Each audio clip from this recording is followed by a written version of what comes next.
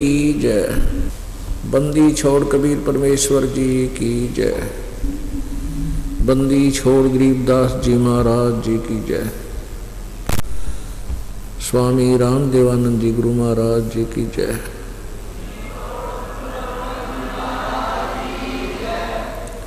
सर्व संतों की जय, सर्व भक्तों की जय, धर्मी पुरुषों की जय। श्री काशी धाम की जय, श्री छुडानी धाम की जय, श्री करोथा धाम की जय, श्री बरवाला धाम की जय। सत सही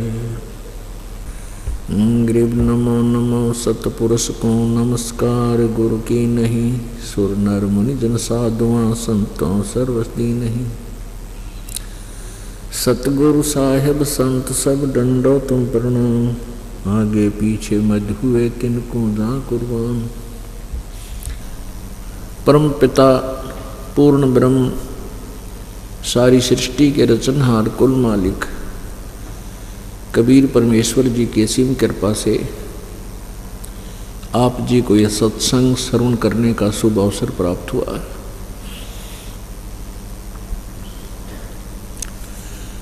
जिन पुण्यात्माओं को मानव शरीर प्राप्त है वो बहुत ही अच्छी आत्माएं हैं। उनसे भी अच्छी वो आत्माएं हैं जिनको सत्संग प्राप्त होता है।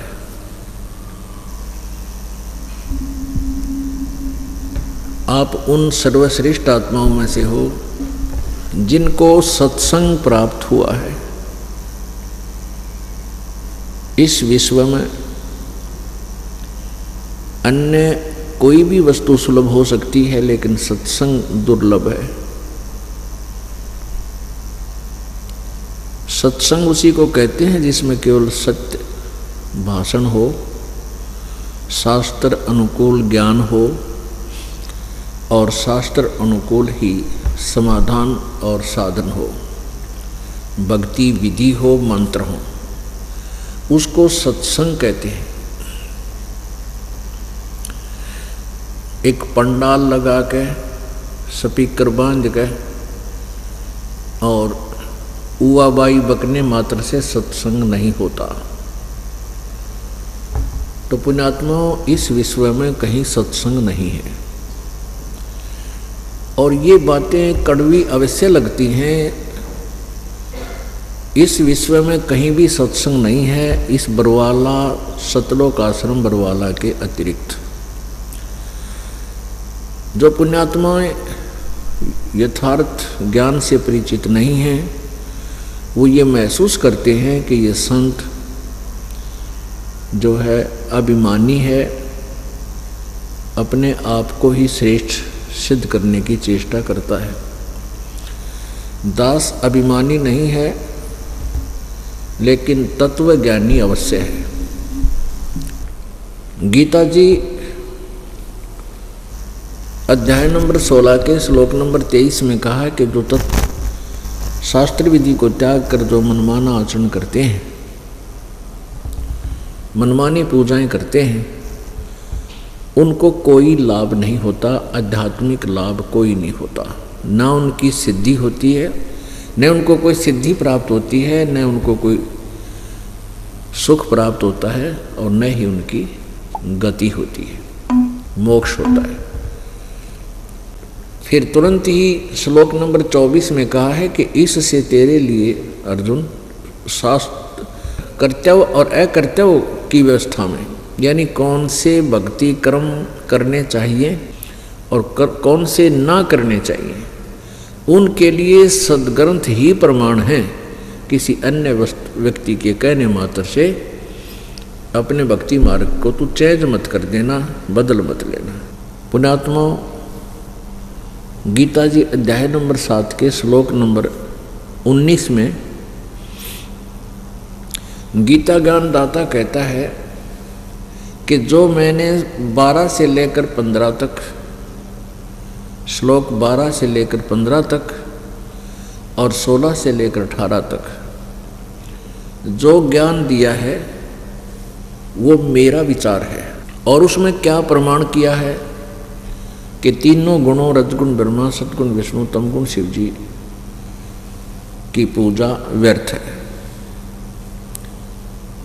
फिर अपने विषय में गीता ज्ञानदाता कहता है कि मुझ ब्रह्म की साधना करते हैं वो 4 प्रकार के हैं। एक आरत, अर्थार्थी, जिज्ञासु और ज्ञानी। ज्ञानी को छोड़कर 3 जो हैं ये भी व्यर्थ बताए हैं। भले ही वह ब्रह्म साधना कर रहे हैं लेकिन उनकी साधना ठीक नहीं। अपने कहते हैं ज्ञानी जो हैं ये मुझे अच्छे लगते हैं क्योंकि इन्होंने जान लिया है कि अन्य देवताओं की पूजा नहीं करनी चाहिए और मानव जीवन केवल परमात्मा प्राप्ति के लिए ही मिला है। और ये उदार आत्मा, ये नेक आत्माएं परमात्मा की प्राप्ति में समर्पित तो हैं लेकिन ये मेरे वाली ही अनुत्तम साधना में लीन है। कारण क्या है? क्योंकि इनको तत्वदर्शी संत नहीं मिला। तो 7वें अध्याय के 19वें श्लोक में कहता है गीता ज्ञानदाता कि बहुनाम जन्मानाम अन्ते ज्ञानवान माम प्रपद्यते वासुदेव सर्वमिति स महात्मा सुदुर्लभ है। क्या बताया है कि जो 4 प्रकार के जिज्ञासु, आरत, अर्थार्थी और ये ज्ञानी हैं, ये 4 प्रकार के साधक हैं, ये मेरी साधना जो करते हैं ये भी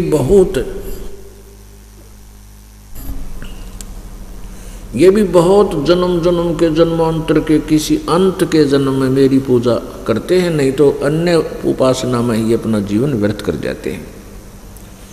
बहुनाम जन्मानाम अन्ते ज्ञानवान माम प्रपद्यते।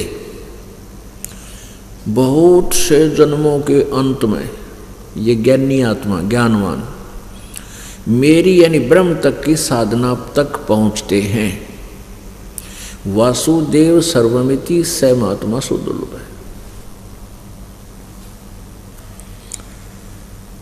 वासुदेव का क्या अर्थ होता है? ये क्या बताना चाहता है कि जो संत ये बतावे कि सर्वशक्तिमान वो पूर्ण परमात्मा ही सर्वेस्वा है। सर्वेस्वा का मतलब है सब कुछ है, सर्वम माने सब कुछ है। सब कुछ का तात्पर्य है कि वही कुल मालिक है और वही पूजा के योग्य है, वही पाप दंड नाशक है और वही पूर्ण मोक्षदायक है। स महात्मा सुदुर्लभ है। ओए होए, कहते हैं वो संत, वो तत्वदर्शी संत सुदुर्लभ है। सुदुर्लभ यानी मुश्किल से प्राप्त होने वाला है। अति दुर्लभ है यानी बहुत मुश्किल से मिलेगा। पुण्यात्माओं, ये शब्द दास ने जो बोला है कि इस पृथ्वी पर वर्तमान में कहीं भी सत्संग नहीं है, तो इस बात को सुनना तो आसान है लेकिन हजम करना बड़ा मुश्किल है। इसको हजम कराने के लिए कुछ ऐसी औषधि पिलाई जाती है ताकि ये डाइजेस्ट हो जाए, क्योंकि कहने मात्र से तो सभी अपने अपने ज्ञान को, अपनी साधना को श्रेष्ठ मानते हैं, तभी तो वो लगे हुए हैं। यदि उन पुण्यात्माओं को ये पता लग जाए कि हम जो रास्ता पकड़ा है ये हमारा नहीं है, ये रास्ता हमारे घर को नहीं जा रहा है, तो तुरंत त्याग देंगे। अभी तक कोई किसी साइड में भी जा रहा है, वो ये सोच रहा है मैं अपने घर को जा रहा हूँ।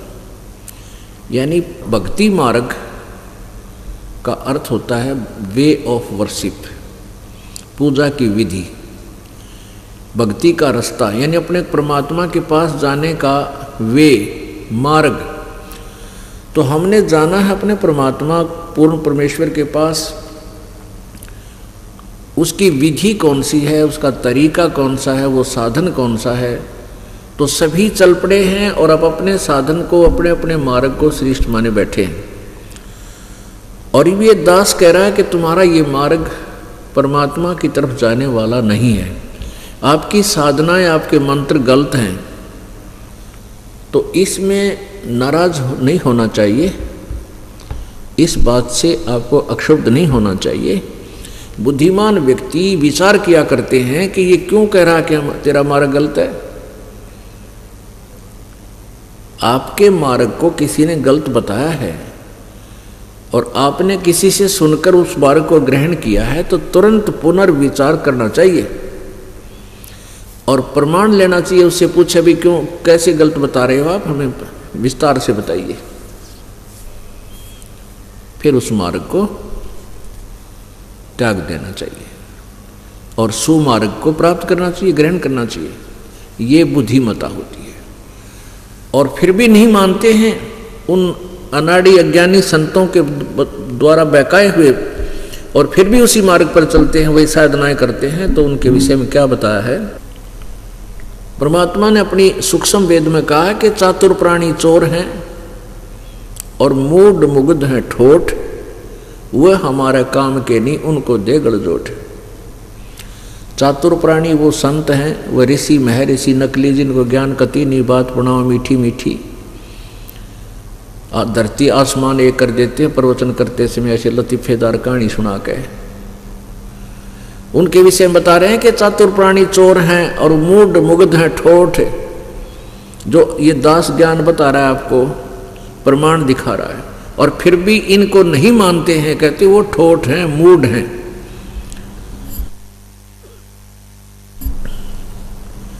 इस ज्ञान को जो दास आपको प्रमाण सहित दिखा रहा है और फिर भी स्वीकार नहीं करते, उनके बारे में बताया है कि वो मूढ़ हैं। फिर वो, उनकी हमें आवश्यकता भी नहीं है, वो वहीं पड़े रहें। उनको दो गड़जोट, जैसे एक पशु के साथ दूसरे पशु को गले से बांध दिया करते, वो जो इकट्ठे करके, फिर वो इकट्ठे धक्के खाए जा। तो कहने का यहाँ तात्पर्य ये है कि जो इतने प्रमाण सुनकर भी नहीं मानता है, देख कर भी आंखों नहीं मानता है, तो मूढ़ है, मूर्ख। वो पड़ा रहे फिर उन्हीं के पास, उन चातुर प्राणियों के पास। फिर बताते हैं बीजक की बाता कहें, ये बीजक ना ही हाथ, वो पृथ्वी डोबण उतरे कह मीठी बात। वो संत, वो नकली, वो काल के दूत इस पृथ्वी को नष्ट करने के लिए, पूरे मानव समाज को डुबोने के लिए वो जन्म प्राप्त किया उन्होंने। मीठी मीठी बात बनाकर दुनिया को भ्रमित कर रहे हैं, शास्त्र विरुद्ध साधना दे रहे हैं। पुण्यात्माओं, कोई भी वस्तु, किसी भी चीज का हम निर्णय करना चाहते हैं, किसी चीज की हम तुलना करना चाहते हैं, तो उसके लिए कोई आधार मानना होता है। आध्यात्मिक मार्ग का आधार हमारे सद्ग्रंथ हैं। आध्यात्मिक मार्ग जो है, इसके ऊपर हमने चलना है। ये हमारा मैप है, मानचित्र है, और इस मैप के अनुसार हम चल रहे हैं तो सही है। यदि हम इस मैप के विपरीत चल रहे हैं तो हमारा मार्ग गलत है। तो मान लीजिए आप 20 किलोमीटर चले गए, 100 किलोमीटर चले गए कुमार्ग पर, जाना था आपने दिल्ली और पहुंच गए अब सिरसा से भी आगे, हिसार से। तो वहां जाकर आपको कोई कहता है कि आप कहाँ जा रहे हो, वो कहे कि मैं दिल्ली जा रहा हूँ, उसको फिर कोई बताए कि नहीं, ये मार्ग दिल्ली वाला नहीं है, अब तो बहुत विपरीत आ गए हो, दिल्ली मार्ग तो वापस जाइए, हिसार से पीछे जाइए आप आगे को। तो बुद्धिमान व्यक्ति तुरंत वापस हो लेगा, निर्णय करके 1, 2 से 4 से और पूछे और मानचित्र फाइनल फैसला करेगा। उस मानचित्र से भी कंपेयर करके फिर अपना दिशा, अपना मार्ग बदल लेना चाहिए। कई पुण्यात्मा कहते हैं कि हमने तो 20-20 वर्ष हो गए नाम लिए नहीं, अब हम कैसे छोड़ें उस गुरु जी के मार्ग को। अब हम इतना समय हमने बर्बाद कर दिया, इतना समय हमारा चला गया, इसका क्या होगा, क्या होता इसका, ये तो गया, अब इसका क्या होता। जैसे हिसार से सिरसा पहुंच गए, अब कोई वहाँ इस बात पर अड़के बैठ जा कि मैं तो इस मार्ग में ना छोड़ूं क्योंकि मैं तो 100 किलोमीटर चल लिया। अरे चल तो लिया लेकिन विपरीत दिशा को चल लिया, ये तो वापस होना पड़ेगा, जितना आगे जाएगा उतने दूर होगा। तो पुण्यात्माओं को चाहिए कि तुरंत जब ये ज्ञान को ग्रहण करें तुलनात्मक तरीके से स्वयं भी अपने दृष्टिकोण से सोचें, और जब आपके समझ में आ जाए कि हाँ कति गलत जा रहा हूं तो तुरंत मुड़ जाना चाहिए। यूं क्या कि 20 साल का क्या होगा, क्या होता 20 साल का, 100 किलोमीटर का क्या होता, दूर आ गया तो वापस हो उसी को, तो तुरंत ही वापस आ जाना चाहिए। तो अपने घर की तरफ हम चल पड़ेंगे और पहुंच जाएंगे। इसी प्रकार कई प्रकार की मन में धारणाएं बनी हुई होती हैं। कह देते हैं कि कोई कहता भाई गुरु नहीं बदलना चाहिए, भाई ये बिना ज्ञान की बातें हैं, ये कति अनजान आदमी का आकर ऐसी बातें हैं, गुरु नहीं बदलना चाहिए। और कई एक आदि बहन तो इसी वो दूसरे पंथाड़ी ऐसी मूर्ख बातें कर देती हैं, कहते हैं गुरु बदल लिया तो ऐसा खसम बदल लिया। अरे मूर्ख हो, कहाँ गुरु का दर्जा, कहाँ पति का दर्जा। गुरु तो एक डॉक्टर है, और डॉक्टर से एक डॉक्टर से इलाज नहीं हो रहा है तो तुरंत त्याग देना चाहिए, उसके द्वार पर मरना काय की समझदारी है जब उसने कहेगा ना मेरा ट्रीटमेंट सारा गलत दे रखा।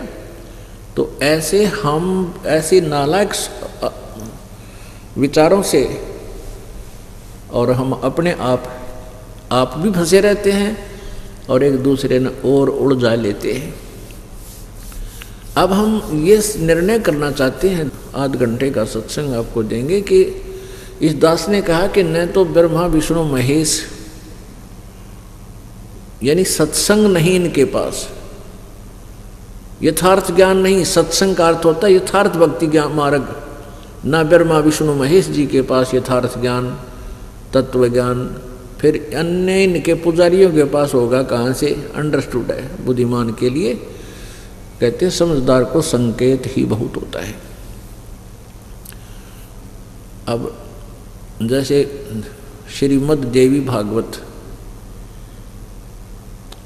श्रीमद् देवी भागवत अर्थात दुर्गा पुराण में, शक्ति पुराण में 28-29 पृष्ठ पर लिखा है कि ब्रह्मा नारद जी से व्यास जी पूछ रहे हैं कि ये विष्णु जी भी तपस्या करते हैं और ये किसकी साधना करते हैं। नारद जी ने कहा कि यही प्रसन्न मेरे पिताजी के हृदय में, ब्रह्मा जी के हृदय में उत्पन्न हुआ था कि एक समय श्री विष्णु भगवान जी घोर तप कर रहे थे, महान तप कर रहे थे। तो ब्रह्मा जी ने उनसे पूछा कि हे प्रभु, आप तो देवताओं के भी देवता हो, सारी सृष्टि के मालिक हो, आप भी किसकी पूजा करते हो। अब विष्णु जी कहते हैं कि मैं दुर्गा की पूजा करता हूँ और दुर्गा से ऊपर मैं कोई भगवान नहीं जानता, मैं किसी देवता को नहीं जानता। आलिया श्री विष्णु जी के और ब्रह्मा जी के और नारद जी के और व्यास जी के उस अध्यात्म ज्ञान का अंत ना व्यास जी ने बेरा कि आराध्य देव कौन है, वास्तव किस भगवान की पूजा करनी चाहिए, ना नारद जी को पता, ना ब्रह्मा जी को पता और ना विष्णु जी को पता। विष्णु जी कहते हैं मैं दुर्गा से ऊपर किसी और भगवान ना जानता। और दुर्गा जी क्या कहती है 7वें स्कंद में, ये प्रथम स्कंद की बात है देवी भागवत की जो अभी आपको सुनाई। अब 7वें स्कंद में 562 पृष्ठ पर दुर्गा हिमालय को ज्ञान दे रही है और ब्रह्म के बारे में जानकारी दे रही है। कहती हैं और सब बातें त्याग दे, केवल ब्रह्म की पूजा करो, उसका ओम नाम है, वो ब्रह्म लोक में रहता है, और किसी की पूजा मत करो, और वही पूजा के योग्य है और कोई पूजा के योग्य नहीं है। अब दुर्गा ने ब्रह्म को फाइनल कर दिया, ओम नाम बता दिया। अब ब्रह्म कहता गीता जी के अंदर 8वें अध्याय के 13वें श्लोक में यो गीता ज्ञानदाता ब्रह्म श्री कृष्ण जी में प्रवेश करके यो सर्वब्रह्म सर्वपुरुष, इसको ज्योति निरंजन काल भी कहते हैं, ये श्री कृष्ण जी में प्रेत की तरह प्रवेश करके बोलता है, गीता जी का ज्ञान दे रहा है। 8वें अध्याय के 13वें श्लोक में कहता है कि मुझ ब्रह्म का ओम इति एक अक्षरम ब्रह्म व्यवहारन माम अनुसमरण और ये प्रयाति तजन देहम सयाति परमाम गतिम। मुझ ब्रह्म का केवल एक ओम अक्षर का, एक अक्षर का ओम मंत्र है, नथिंग एल्स, और उच्चारण करके सुमन करने का। और जो अंतिम श्वास तक शरीर त्याग कर जाते समय तक जो इस ओम नाम का जाप करता है वो मेरे वाली गति को प्राप्त होता है। अपनी गति को 7वें अध्याय के 18वें श्लोक में कहता है कि ये ज्ञानी आत्मा उद्धार तो हैं, नेक हैं मेरे विचार में, लेकिन ये मेरे वाली ही अनुत्तम गति में स्थित हैं, यानी घटिया साधना, मेरे वाली घटिया साधना में लीन है, क्योंकि इनको तत्वदर्शी संत नहीं मिला। अब ब्रह्म तो कह रहा है कि 18वें अध्याय के 62वें श्लोक में कि अर्जुन तू सर्वभाव से उस परमेश्वर की शरण में जा जिसकी कृपा से तू परम शांति और शाश्वत स्थान यानी सनातन परम धाम उस सतलोक को प्राप्त होगा, अमर लोक को प्राप्त होगा, फिर तेरा पूर्ण मोक्ष हो जाएगा। उसके बारे में क्या बताते हैं कि 8वें अध्याय के प्रथम मंत्र में गीता ज्ञानदाता से अर्जुन ने पूछा कि वो किम तत्ब्रह्म। आपने जो 7वें अध्याय के 29वें श्लोक में जिस तत्ब्रह्म के बारे में जानकारी दी है कि उसको जानने के उपरांत फिर ये प्राणी जरा और मरण से ही छूटने का प्रयत्न करता है और किसी वस्तु की चाह उसको नहीं रहती। तो वो कौन, किम तत्ब्रह्म, वो तत्ब्रह्म कौन है? 8वें अध्याय के प्रथम श्लोक में प्रश्न किया अर्जुन ने। गीता ज्ञानदाता ने 8वें अध्याय के 3रे मंत्र में उसका उत्तर दिया है कि वो परम अक्षर ब्रह्म है। परम अक्षर ब्रह्म। पुण्यात्मा, आज मानव इतना माइंडेड है, परमात्मा की दया है, इतने बुद्धिमान बच्चे बेटा बेटियां उत्पन्न हो रहे हैं, और जो बुजुर्ग हैं वो भी बहुत सियाने हो गए, मोबाइल कान कर रखे हैं, हर तरह से मतलब वो बुद्धिमान हो गए हैं। और जो हमारी एज के हैं तकरीबन, वो उसमें पढ़ाई शिक्षा शुरू हो गई थी, उससे पहले के हैं वो थोड़े बच रहे हैं और उनको भी समझाया जा सकता है। तो कहने का भाव ये है कि यहाँ हमने समझना है कि यहाँ कौन परमात्मा है जिसकी हम पूजा करें। जैसे गीता जी अध्याय नंबर 15 के श्लोक नंबर 1 से 4 में और 16 और 17 में यहाँ 3 परमात्मा क्लियर करे हैं। उल्टा लटका हुआ संसार रूपी वृक्ष का उदाहरण देकर बताया है कि ऊपर ने तो परम अक्षर ब्रह्म है, ऊपर को जड़ है संसार रूपी वृक्ष की, यानी मूल मालिक। जड़ का अर्थ होता मूल, मुख्य। ऊपर को जड़ समझो, जहाँ से सबकी उत्पत्ति होती है, जो सबसे बाहर अंकुर फूटते हैं, वो जड़ है ऊपर ने उस संसार रूपी वृक्ष की। और नीचे ने तीनों गुण रूपी शाखा, रजगुण ब्रह्मा, सतगुण विष्णु, तम गुण शिव जी। और जो संत इस उल्टे लटके हुए संसार रूपी वृक्ष को सभी विभागों सहित बता देगा कि जड़ मुख्य, जड़ माने मूल मालिक कौन है, और बाहर जो तना दिखाई देता है वो कौन है, उससे मोटी डार निकलती है वो कौन, भगवान है, और वो शाखाएं जो होती हैं वो क्या है। तो परमेश्वर कबीर जी ने आकर ही ये तत्व ज्ञान इस संसार में आध्यात्मिक ज्ञान दिया था, सत्संग बताया था। खुद पूर्ण परमेश्वर ने, परम अक्षर ब्रह्म ने इस पृथ्वी पर आकर के अपने नियमानुसार, अपने विधान अनुसार वो वहाँ से चलकर आते हैं, यहाँ श्रेष्ठ आत्माओं को मिलते हैं और फिर उनको तत्व ज्ञान से प्रेरित ओतप्रोत कर देते हैं। तो उन्होंने आकर स्वयं बताया था कि अक्सर पुरुष एक पेड़ है, जो ही इससे बाहर निकलते ही, जमीन से बाहर निकलते ही जो वृक्ष का हिस्सा शुरू होता है वो तना होता है। तो तना तो समझो ये तो अक्सर पुरुष है, अक्सर ब्रह्म कहो चाहे अक्सर पुरुष कहो। फिर उससे आगे एक मोटी डार निकलती है कई, उनमें से एक मोटी डार को समझो वो शर पुरुष है, शर पुरुष, शर, इसको हम सीधा देसी भाषा में, संत भाषा में क्षर पुरुष बोल देते हैं। क्षर ब्रह्म कहो या इसे क्षर पुरुष कहो। उस क्षर ब्रह्म से उस मोटी डार के आगे शाखाएं हैं, 3 शाखाएं, तो तीनों देवा शाखा हैं, रजगुण ब्रह्मा, सतगुण विष्णु, तमगुण शिवजी रूपी।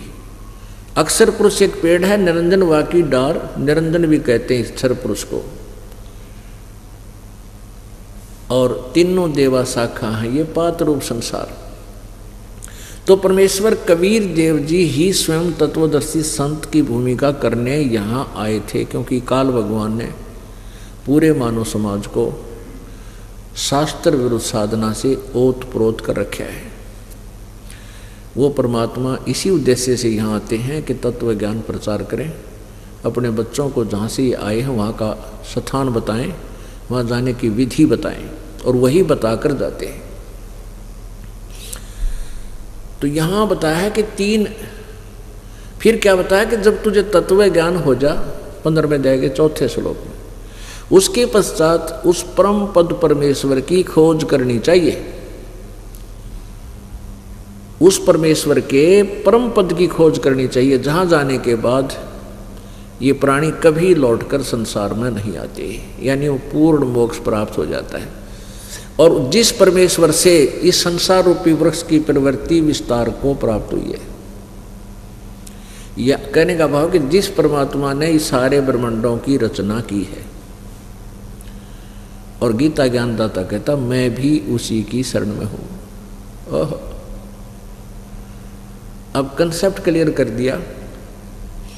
गीता ज्ञान दाता किसी और परमात्मा के बारे में बता रहा है कि उसकी शरण में जाने से, उसकी पूजा करने से तत्वदर्शी। और फिर ये 15 में जाएगा, प्रथम श्लोक में गीता जी में कहा है कि जो इस सभी विभागों को, इस उल्टे लटके हुए संसार रूपी वृक्ष के सभी सर्वांग को, सब पार्ट्स ऑफ द बॉडी को, पार्ट्स ऑफ द ट्री को जो भिन्न भिन्न बता देगा, सवेदवित, वो तत्वदर्शी संत है, उसके पास सत्संग है। तो यहां बताया है कि जो तत्वदर्शी संत मिल जाए उसके पश्चात उस परम पद परमेश्वर की खोज करनी चाहिए, जहां जाने के बाद प्राणी फिर लौटकर संसार में कभी नहीं आते, यानी उनका पूर्ण मोक्ष हो जाता है। और जिस परमेश्वर ने सारे ब्रह्मांडों की रचना की है, और गीता ज्ञानदाता कहता मैं भी उसी की शरण में हूं और केवल उसी की ही पूजा करनी चाहिए। गीता जी अध्याय नंबर 2 के श्लोक नंबर 17 में, गीता अध्याय नंबर 2 के श्लोक नंबर 17 में गीता ज्ञानदाता कहता है कि वो अविनाशी परमात्मा,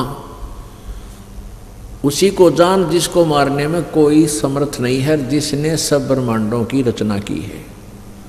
अपने विषय में दूसरे अध्याय के, गीता जी के दूसरे अध्याय के 12वें श्लोक में और चौथे अध्याय के 5वें और 9 श्लोक में गीता ज्ञानदाता कहता है कि अर्जुन तेरे और मेरे बहुत जन्म हो चुके हैं, हम तुम और ये राजा लोग सैनिक पहले भी जन्मे थे, आगे भी अपना जन्म होता रहेगा। इससे सिद्ध हो गया कि गीता ज्ञानदाता अविनाशी नहीं है और ये ब्रह्म है, और ब्रह्म की पूजा से पूर्ण मोक्ष नहीं हो सकता। उसके लिए गीता ज्ञानदाता ने कहा है कि मैं भी उस पूर्ण मोक्ष मार्ग से अपरिचित हूं। उसके लिए चौथे अध्याय के 34वें श्लोक में कहा है कि उस तत्व ज्ञान को, कौन से तत्व ज्ञान को?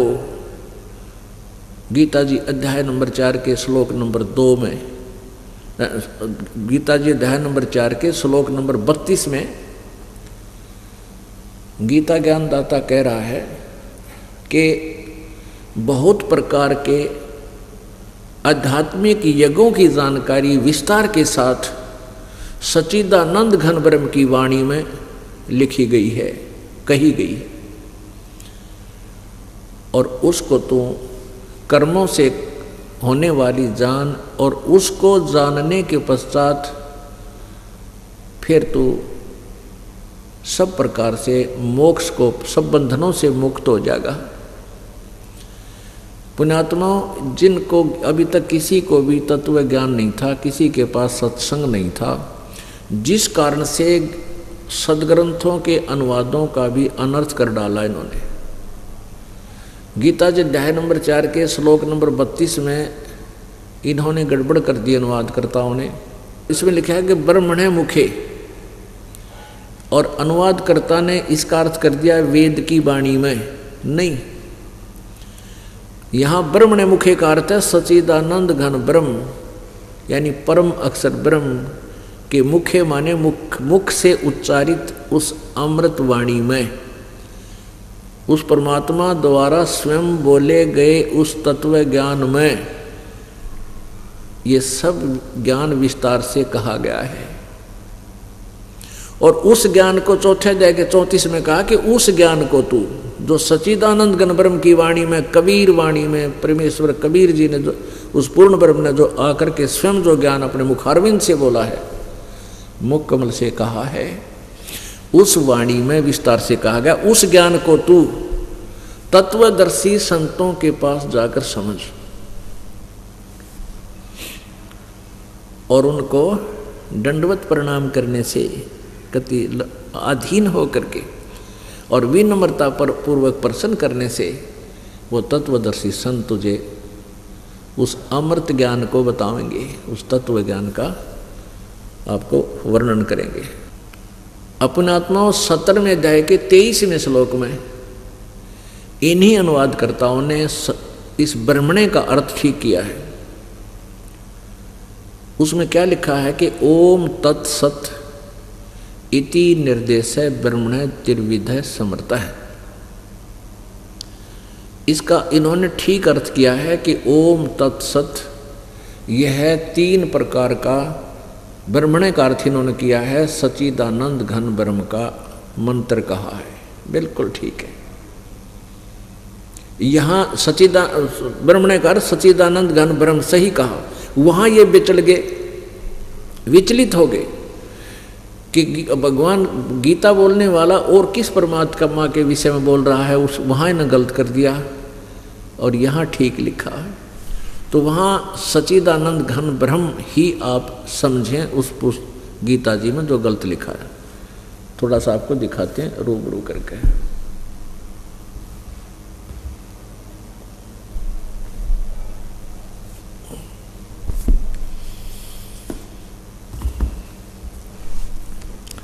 ये देखिएगा श्रीमद् भगवत गीता, इसके अनुवादक हैं जय दयाल गोविंद का, ये जय दयाल गोविंद का।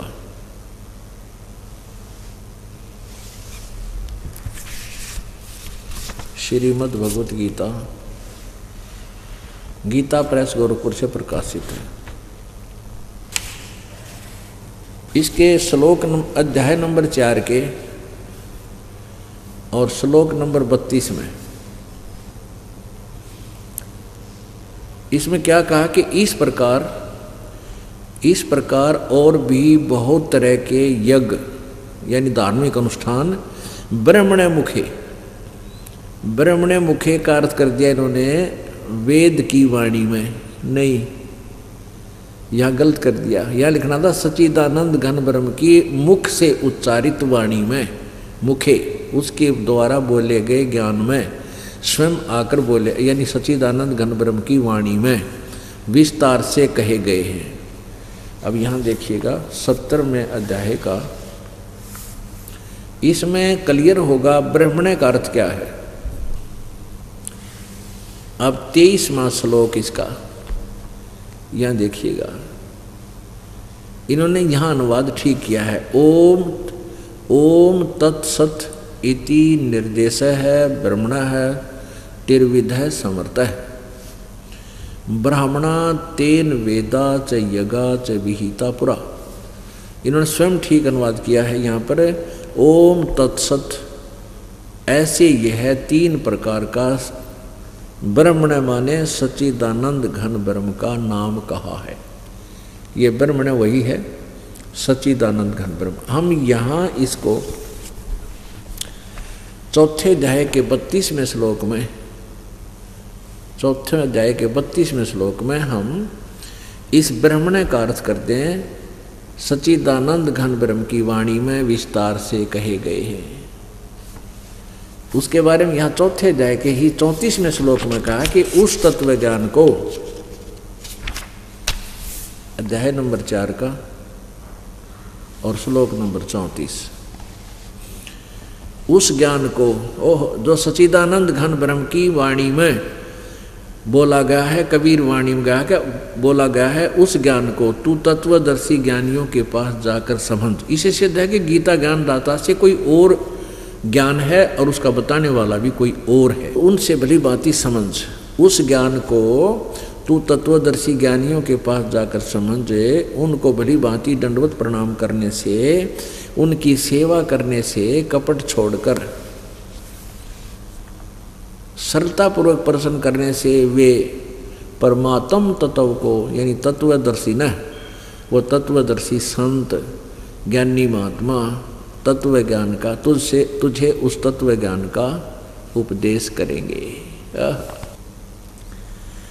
अब इसमें ये स्पष्ट करना था कि इन्होंने यहाँ अनुवाद गलत कर दिया, क्योंकि जहाँ भी ये विचलित हो जाते हैं वहीं गड़बड़ कर गए। और भोली आत्माएं थी, इनको संस्कृत के ज्ञाता जान करके इनके द्वारा किए गए अनुवाद में कोई जो है शंका नहीं कर पाए। अब इस दास के ऊपर कृपा की परमेश्वर ने, वो ज्ञान वाली आँखियाँ दास की खोल दी और तब ये ज्ञान समझ में आया और आपको दास बता रहा है। अब ये तो कंसेप्ट क्लियर हो गया कि न तो ब्रह्मा जी को ज्ञान, ब्रह्मा जी को सत्संग प्राप्त, और न विष्णु जी को, न Vyas ji writer of the Vedas and Gita ji and 18 Purana, 18 पुराणों का, गीता जी का और वेदों का जो राइटर है, लेखक है ओनली, वो ज्ञान का वक्ता नहीं है इन वेदों और गीता का। पुराणों में कुछ ज्ञान का वक्ता भी है, लेकिन वेद और गीता का वो केवल राइटर है। और वक्ता कौन है वेदों का? ये ब्रह्म है, ज्योति निरंजन है, 21 ब्रह्मांड का स्वामी है। उसने ये ज्ञान बोला और वेद व्यास को दिव्य दृष्टि दे दी। उसने वो जो कुछ भी एज इट इज वार्ता हुई वो लिख दी, बस इतना सा काम। इनको आध्यात्मिक ज्ञान नहीं था, इनको सत्संग प्राप्त नहीं था। दास यही आपको क्लियर करना चाहता है कि आज विश्व में किसी के पास भी सत्संग नहीं है। अब दास ने एक शब्द और बोला था कि ब्रह्मा विष्णु महेश पूजा के योग्य नहीं है, ये अविनाशी नहीं है। अब ये बातें विशेषकर पवित्र हिंदू समाज में आसानी से स्वीकार्य नहीं है, लेकिन स्वीकार करनी पड़ेंगी, क्योंकि और विकल्प अब रहा नहीं। हम जिन सद्ग्रंथों को सच्चा मानते हैं, सत्य ज्ञान युक्त मानते हैं, और उन्हीं ज्ञान में, उन्हीं सद्ग्रंथों में जो लिखा है वो तो आप जी को मानना ही चाहिए और मानना ही पड़ेगा। उसको भी नहीं मानते हो तो फिर आप भक्ति लाइन के व्यक्ति नहीं हो, आप ड्रामा कर रहे हो। आज तक हम ब्रह्मा विष्णु महेश जी को अविनाशी मानते थे, अजरो अमर मानते थे।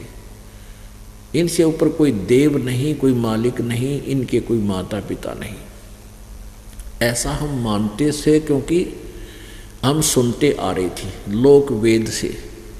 लोक वेद होता है सुना सुनाया ज्ञान, दंत कथा, एक दूसरे का बोला हुआ ज्ञान। और वो लोक वेद यदि सदग्रंथों से मिलता है तो वो सही है और जो सदग्रंथों से नहीं मिलता है तो वो व्यर्थ है, दंत कथा है, यूजलेस है। तो इसके लिए थोड़ा सा कंसेप्ट क्लियर करना पड़ेगा कि हम ये ब्रह्मा विष्णु महेश, रजगुण ब्रह्मा जी, सतगुण विष्णु, तमगुण शिव जी, इनकी पूजा नहीं करनी चाहिए। गीता जी अध्याय नंबर 7 के श्लोक नंबर 12 से लेकर 15 में इन तीनों गुणों रजगुण ब्रह्मा, सतगुण विष्णु, तमगुण शिव जी से जो कुछ भी लाभ हो रहा है उसके विषय में गीता ज्ञानदाता कहता उसका निमित्त मैं ही हूं, लेकिन ये मुझ में और मैं इनमें नहीं हूं। अपुणात्मा फिर ये काल कहता है कि जिनका ज्ञान इन्हीं तीनों देवताओं रजगुण ब्रह्मा, सतगुण विष्णु, तमगुण शिव जी के द्वारा हरा जा चुका है, यानी लोक वेद के आधार से इतने इनके ऊपर आसक्त हो गए हैं और इनसे ही मिलने वाले अक्षणिक लाभ को प्राप्त करके ये उसको अंतिम मान बैठे हैं, उनकी बुद्धि इन तीनों गुणों की महिमा सुनने से, ब्रह्मा विष्णु महेश की महिमा सुन सुनकर इतनी हरी जा चुकी है, इतनी ग्रिप होगी है इनके ऊपर कि वो फिर और नहीं मानते किसी की। और ऐसे उनके विषय में क्या बताया है कि राक्षस स्वभाव को धारण किए हुए मनुष्यों में नीच दूषित कर्म करने वाले ये मूर्ख, गीता ज्ञानदाता ब्रह्म कहता है मेरी साधना भी नहीं करते।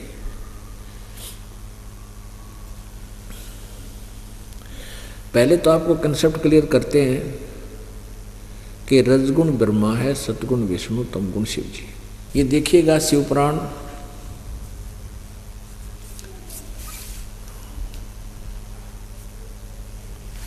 गीता प्रेस गोरखपुर से प्रकाशित है।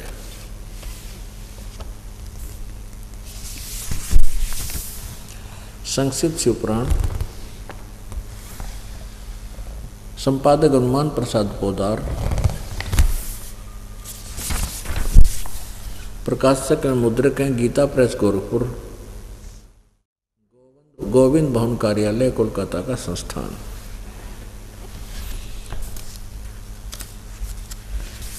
इसके 110 पृष्ठ पर आपको दिखाते हैं।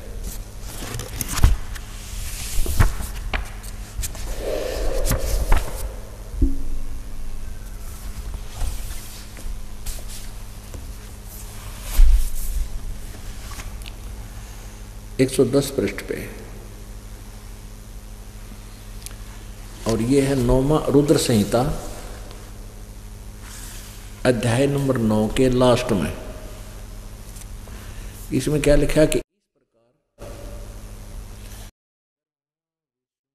इस प्रकार ब्रह्मा विष्णु तथा रुद्र इन 3 देवताओं में गुण हैं, परंतु शिव गुणातीत माने गए हैं, वो इनसे न्यारा माना गया है।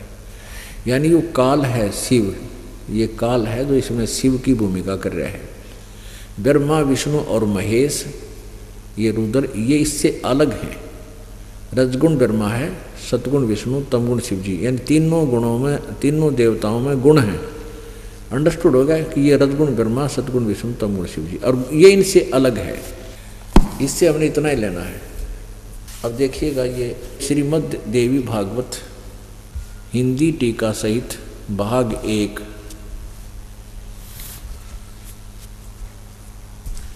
ये कहाँ से प्रकाशित है? अथ देवी भागवतम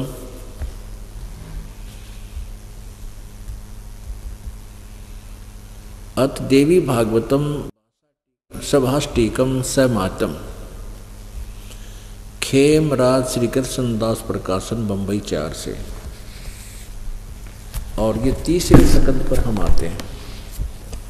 इसमें क्या लाभ हमें कि हिंदी भी लिखी और संस्कृत भी। अथ श्रीमद् देवी भागवते बासाटिका युक्ते 3 सकंद है प्रारंभते।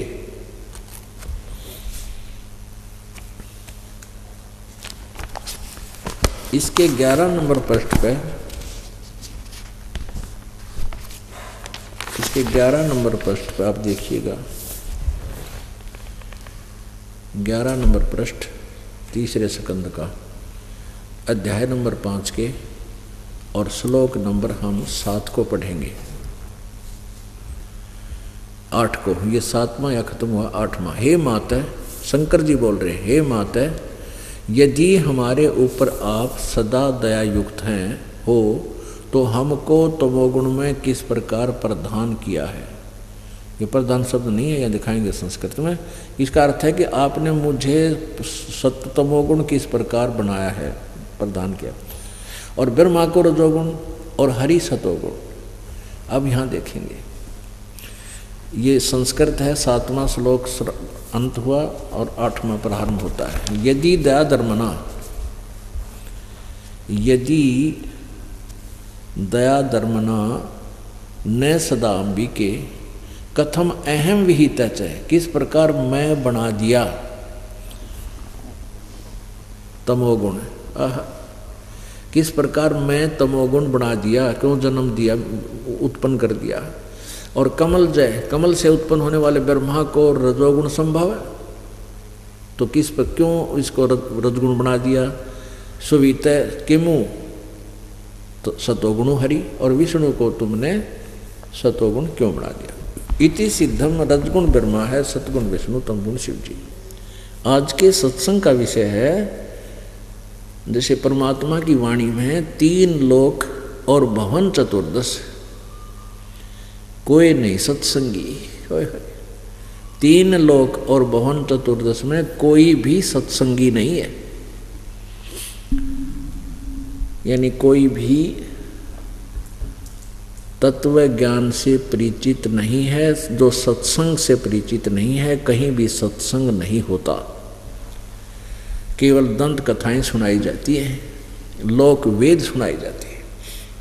अब इससे पहले थोड़ा सा और कंसेप्ट क्लियर करते हैं कि ब्रह्मा विष्णु महेश नासवान हैं। श्रीमद् देवी भागवत गीता प्रेस गोरखपुर से प्रकाशित,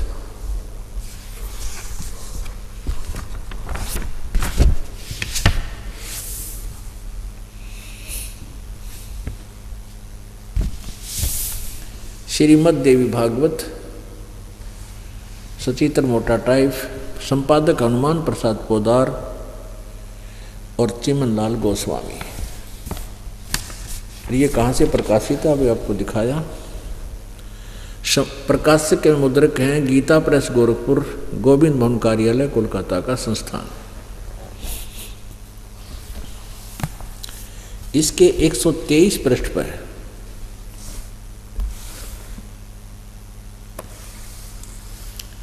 तीसरे स्कंद में, इसमें शंकर भगवान जी अपनी माता दुर्गा की स्तुति कर रहे हैं। तुम शुद्ध स्वरूपा हो, यह सारा संसार तुम ही से उद्भासित हो रहा है।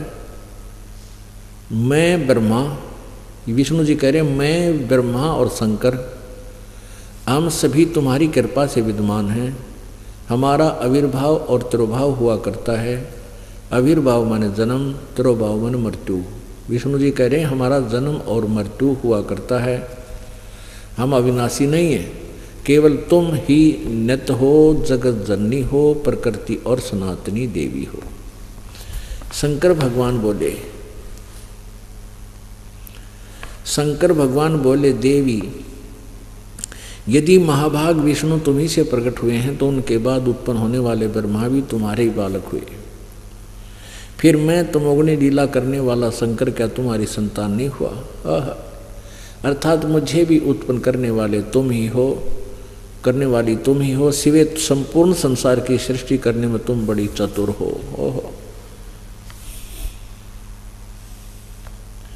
इस संसार की सृष्टि, स्थिति और संहार में तुम्हारे गुण सदा समर्थ हैं।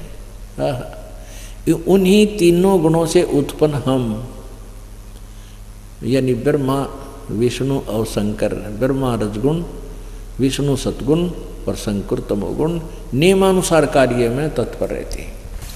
अब पुण्यात्मा, इस प्रसंग से ये कति स्पष्ट हो गया। इस प्रसंग से ये बिल्कुल स्पष्ट हो गया कि रजगुण ब्रह्मा है, सतगुण विष्णु और तमगुण शिव जी। और ये तीनों नासवान हैं, इनकी माँ दुर्गा है। और एक अलग से सुन दिखाएंगे जो इनका पिता, ये काल रूपी ब्रह्म ज्योति निरंजन है, जो शिव पुराण की रुद्र संहिता अध्याय नंबर 5, 6, 7 में स्पष्ट वर्णन है कि काल रूपी ब्रह्म से इन तीनों की उत्पत्ति हुई, ब्रह्मा विष्णु और शिव की, इस महेश की, रुद्र की है। और ये भी कंसेप्ट क्लियर हो गया कि ये रजगुण ब्रह्मा है, सतगुण विष्णु, तमगुण शिव जी। और चौथा ये कंसेप्ट क्लियर हो गया कि ये केवल वर्क डन ही दे सकते हैं, नियमानुसार जो भी कर्म जिसका है उतना ही फल दे सकते हैं। अब हम पढ़ाएंगे आपको गीता जी अध्याय नंबर 7 के श्लोक नंबर 12 से लेकर 15 तक। आपका आसानी तो समझ में आ जाएगी, ये तत्व ज्ञान, ये कड़वी गुनीन जो है आसानी से गले उतर जाएगी। जो दास ने शब्द बोला था कि 3 लोक और भवन चतुर्दश कोई नहीं सत्संगी। आज के वर्तमान का तो कहना है कि है, परमात्मा ने तो कहा कि 3 लोक और 14 भवन में, पूरे ब्रह्मांड में कोई सत्संग से परिचित नहीं है। सत्संगी का अर्थ है सत्य का साथी, तत्व ज्ञान से परिचित व्यक्ति।